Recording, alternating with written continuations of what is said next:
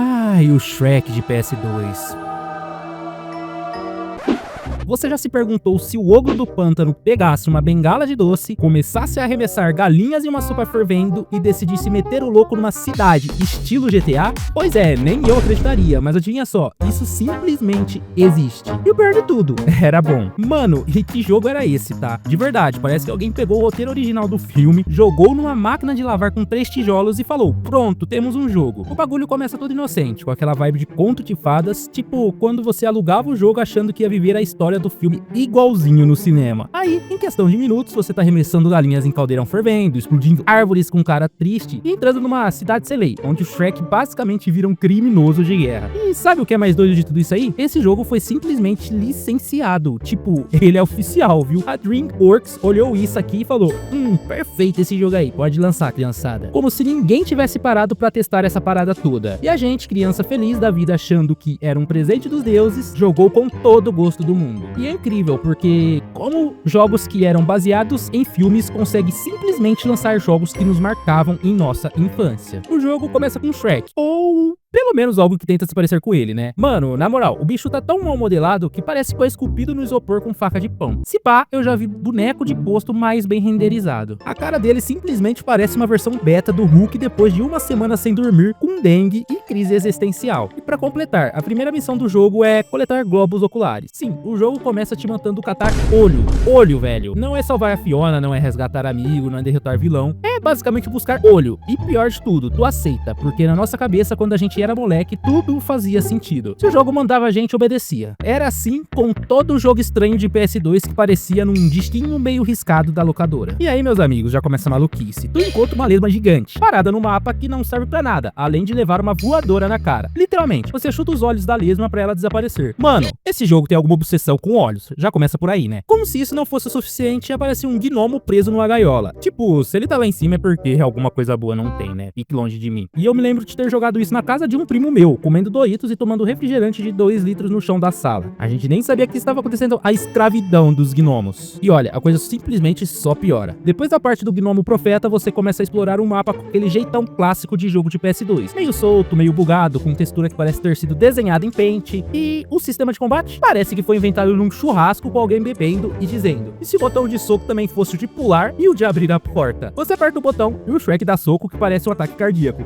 O burro grita o tempo todo como se tivesse pisado num prego invisível e a Fiona tá só decepcionada. Claramente, ela percebeu que escolheu o ogro errado. Mas calma, que agora vem a parte boa, os minigames. E aqui, meu amigo, é onde o jogo larga um pouco de sanidade que ele tinha. A primeira atividade que me deixou de boca aberta foi jogar galinhas vivas dentro de uma panela de sopa fervendo. Isso mesmo, sem meme nenhum. Você pega as galinhas correndo pela vila, levanta elas com um braço só e faz tipo um arremesso olímpico. Se cair certinho, ponto pra você. Se errar, meu filho, azar da galinha. E tipo, o jogo trata isso como se fosse a coisa mais normal do mundo, como se todo mundo acordasse num domingo pensando, hoje eu simplesmente vou capturar galinhas e tacar na sopa. Nada de contexto, nada de explicação, só vai. Eu lembro de que quando eu vi essa parte pela primeira vez, eu dei pausa no jogo, olhei pro meu primo e falei, mano, isso simplesmente não tava no filme, tava? Ele só deu risada e continuou jogando. Esse era o padrão, a gente nem questionava, a gente só queria se divertir. Logo depois temos o lendário Herói do Tempo, que é basicamente um clone super quebrado de Guitar Hero. Mas aqui você não controla nenhuma guitarra, você controla a Fiona apertando os botões no ritmo de música completamente genéricas. Tipo marchinha de festa junina com um remix de batida eletrônica aleatória. É como se o som tivesse vindo direto de uma caixa de som de um camelô, tá? A Fiona canta tão sanamente como na cena do filme que simplesmente temos que explodir os passarinhos. E se você errar, não é só game over não. É tipo explosões, gritos, caos na tela, o burro berrando, tela piscando. É um colapso audiovisual pra minha vista. Sério, se esse jogo fosse um prato, ele seria miojo com glitter, ketchup e granulado de chocolate. De tão bizarro que era. E aí, vem a parte que sinceramente parece ter sido feita no final do expediente, quando todo mundo já tava indo embora do estúdio. A floresta das árvores com rosto. Sim.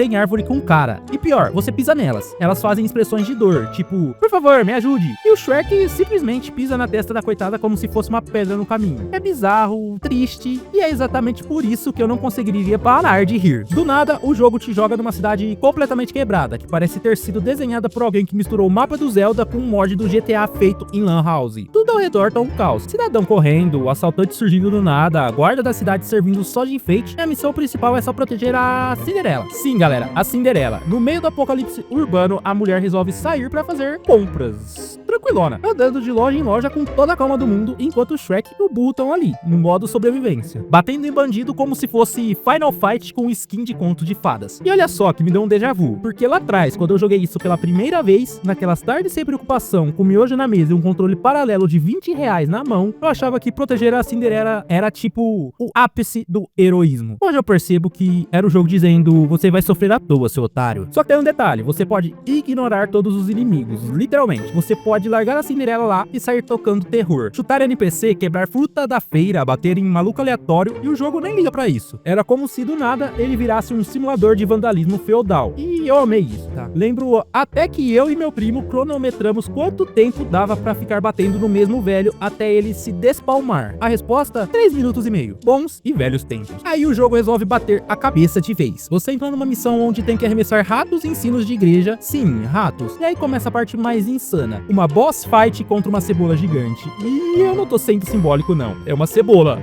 gigante, com vida própria, em câmera lenta. E com música épica, tá? Nesse ponto, você já não tá mais jogando Shrek 2. Você tá vivendo uma experiência extracorpórea. Sério, é como se alguém tivesse batido a cabeça no teclado e deixado os arquivos finais do jogo em mãos de uma criança de 8 anos, alimentada só com Yakult e Fini. E mesmo assim, mano, mesmo com todos os glitches, explosões aleatórias e fases que não fazem o menor sentido, eu lembro de me divertir pra caramba, porque no fundo, era isso que importava na época, né? Era jogar, zoar, rir e repetir a fase porque você não salvou. E mano, era isso que fazia a nossa infância ser mágica. Sem tantas exigências como temos no mundo de hoje ou em jogos de hoje em dia. E acredite só, o jogo ainda não acabou, tá? Agora na reta final, o jogo entra num território que eu só posso descrever como crise de identidade. Você começa a ganhar poderes místicos. O Shrek vira tipo um Gandalf bombado que explode árvore com magia. A Fiona simplesmente congela o tempo. O Homem Biscoito começa a jogar bomba como se fosse um membro do exército rebelde dos confeiteiros. E o burro continua gritando, como se tivesse com hemorroida. E aí você olha pra tela e pensa, mas cadê o filme? Cadê o enredo do Shrek, velho? E spoiler básico aqui pra vocês, não tem. A Fiona nem é resgatada do castelo, o dragão aparece uma vez pra fazer um cameo, estilo Stan Lee, e some. E as missões começam a aparecer tipo tarefas aleatórias de MMO gratuito de 2003. A última missão, uma invasão no shopping medieval genérico com inimigos aleatórios, cutscene jogada sem contexto e acabou. O jogo nem se despede, só corta a tela preta, créditos, valeu aí irmão por jogar, tamo junto, valeu. E é nessa hora que você olha pro disquinho do jogo com um rótulo meio torto escrito Shrek 2, detalhe, dublado, e pensa, tá, eu vivi isso. E quer saber? Foi muito bom, tá? Porque mesmo sendo uma bagunça sem sentido, esse jogo virou uma parte da nossa memória, parte daquela infância sem filtro, onde o que importava era jogar com os primos, rir dos bugs e sentir que você tava descobrindo um segredo do universo. E Shrek no PS2 é exatamente isso, um jogo que simplesmente mistura caos, nostalgia e insanidade com uma pitada de que porra tá acontecendo aqui, meu irmão. É ruim? Sim, é um pouco, tá? Não vou mentir. Mas é tão ruim que vira arte. É tipo ver um filme trash que você ama justamente porque ele é podre. Então, se você nunca jogou, joga. Nem que seja por meia hora, tá? Só pra entender do que eu tô falando. E se você já jogou, comenta aí embaixo. Qual foi o momento mais insano que você lembra? Foi a ralinha na sopa? A cebola esquisita? A Cinderela do apocalipse? Eu quero simplesmente saber a sua opinião. Deixa o like, se inscreve, ativa o sininho e me ajuda a manter viva essa chama dos jogos ruins, porém maravilhosos. Porque a gente pode até rir, mas no fundo, a gente ama essa bagunça. Valeu por assistir e lembra, nunca subestime o poder de um ogro com acesso a galinhas, magia e liberdade pra cometer um crime urbano. Valeu e fui.